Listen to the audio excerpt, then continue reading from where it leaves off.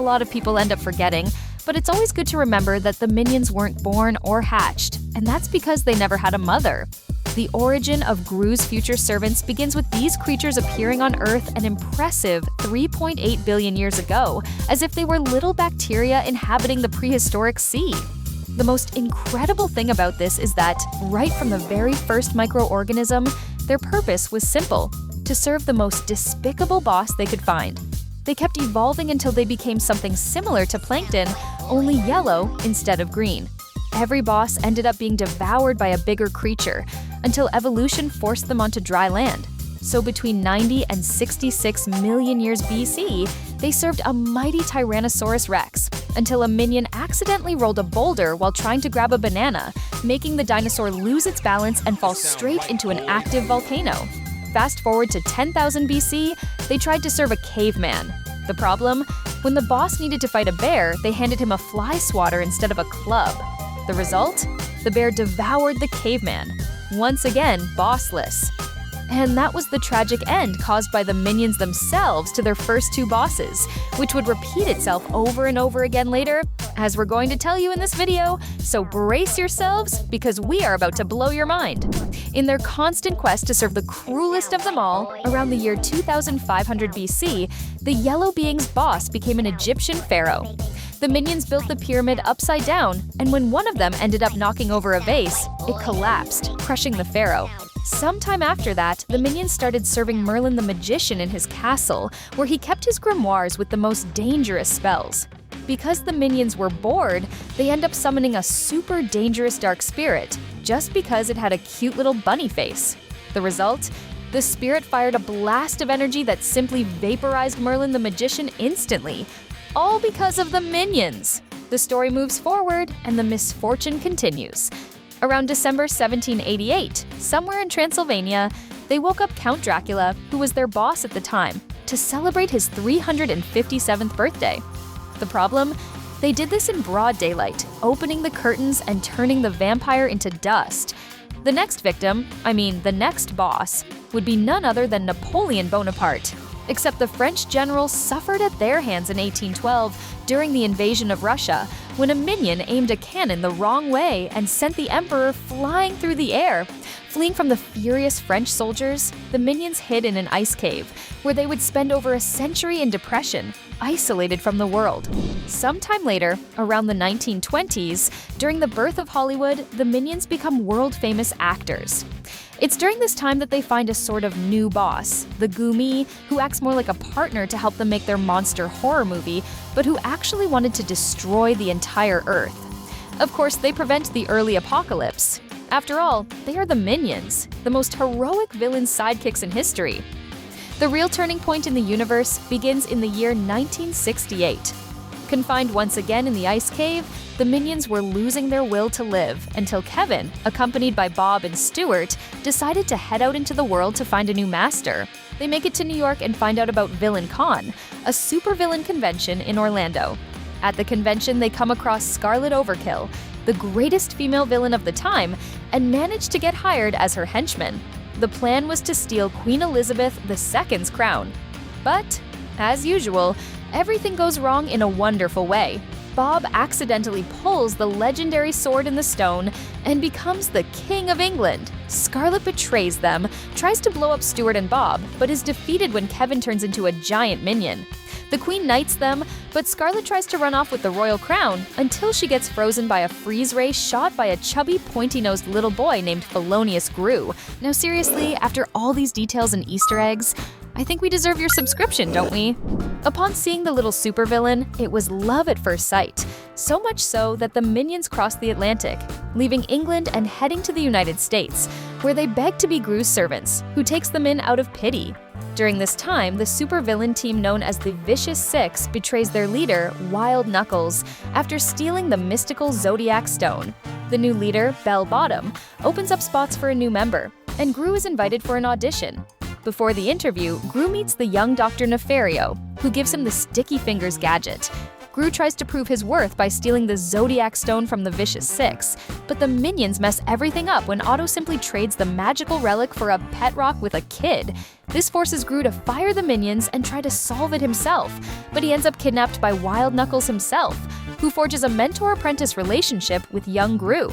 Meanwhile, Kevin, Stuart, and Bob travel to San Francisco, train in Kung Fu with Master Chow, and fight to rescue their beloved mini-boss. The final battle on Chinese New Year is epic. The Vicious Six use the stone to transform into beasts, while the minions turn into weaker animals.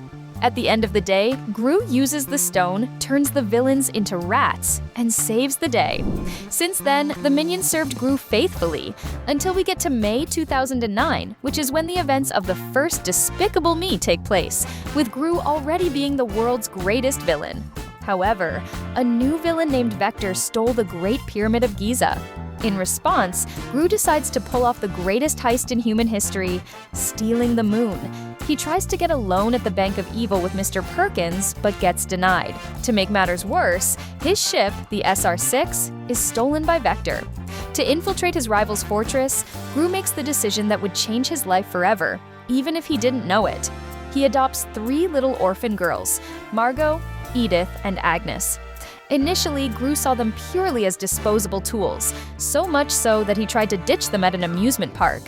But after destroying the shooting gallery booth to win a stuffed unicorn for Agnes, he feels something he never had: love.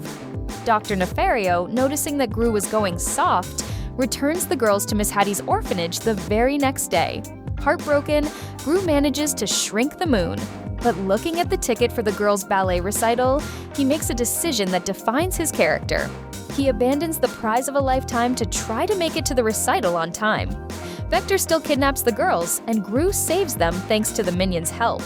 The villain with the bottle-top glasses ends up being launched into space along with the moon.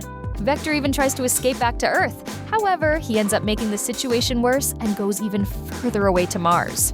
In 2010, after the events of the first movie, Gru leaves the supervillain life behind to produce old jellies and jams with Dr. Nefario. However, the jelly is so bad, but so bad, that Dr. Nefario accepts an offer to work with another villain who isn't revealed. At the same time, the AVL, Anti-Villain League, forcefully recruits Gru through Agent Lucy Wilde. Their mission is to investigate the theft of the PX41 mutagen serum, and their cover is running the Bake My Day shop in a mall. During the investigations at the Salsa and Salsa restaurant, Gru begins to suspect that the owner, Eduardo Perez, is actually El Macho, a brutal villain who supposedly died in 1993 by faking an epic suicide involving grenades, dynamite, a shark, and plunging into an active volcano. El Macho kidnaps several minions, including Kevin and Jerry, and turns them into indestructible purple monsters using the PX41 serum and the help of Dr. Nefario, revealing that he was his new employer. With the help of the few remaining minions who hadn't turned into purple monsters, Gru invades the villain's fortress, and El Macho is defeated by the combination of Lucy's lipstick taser and Dr. Nefario's fart gun. Exactly 147 days later, on September 30th, 2010, Gru and Lucy get married to fun and romantic songs performed by their loyal minions. A year later, in June 2011, during a mission to stop Balthazar Bratt, a former 1980s child actor, from stealing a massive pink diamond, Gru and Lucy fail and get fired from the Able. This sparks a massive crisis culminating in, believe it or not, a minion strike, as they wanted to return to a life of crime. But since Gru refuses, they quit and walk out. The next day, Gru discovers that his father had recently passed away and that he has a twin brother named Drew, who lives in Fredonia. Gru travels with his family and a few minions who stayed behind to meet his brother. Drew convinces Gru to pull off one last heist together, reclaiming the pink diamond from Balthazar Bratt's hands. Gru accepts, but with the secret intention of returning the jewel to the AVL and getting his job back. Meanwhile, the minions ended up in prison. And guess what? Inside, they realize that a life of crime is meaningless without Gru's love. Their love for Gru transcends their desire to be evil. They build an airship out of bathroom parts and escape to reunite with their boss. The final battle takes place in Hollywood, and Brad controls a giant robot and starts destroying the city. In a moment of total redemption, the cowardly Drew sneaks into Brat's machine and destroys the main wiring to save his brother's life, who was about to be carbonized by a laser. Gru defeats Brat in an 80s dance fight, the brothers make up, and Drew moves in with them. After this whole journey of the Minions, at the end of 2011, felonious Grewgergear Gru and Lucy's son is born. However, the peace is short-lived. Between January and February, Gru attends a high school reunion at his old school, La C'est Pas Bon, and crosses paths with his biggest childhood rival, Maxime Lamal. As an excellent AVL agent, Gru manages to capture Maxime and send him to prison. But with the help of his girlfriend Valentina, Maxime escapes, swearing deep vengeance against our pointy-nosed hero's bloodline.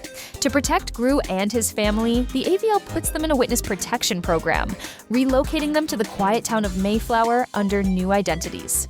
There, Gru meets Poppy Prescott, a fan who knows his true identity and starts blackmailing him into helping her steal their old high school's mascot, a honey badger named Lenny, which he agrees to do and succeeds with the help of the Minions. Meanwhile, Maxime and Valentina finally track down Gru's family and kidnap none other than the baby, Gru Jr. During the final showdown between Gru and Maxime, the boss of the Minions wins, rescues his son, and proves once and for all that the power of family, which includes the Minions, is much greater than any alien technology or ancient magic in the universe. We'll wrap up here, but if you also love everything involving pop culture, check out these 2 video options we're leaving for you on your screen. You can watch either of the 2, you're sure to love them.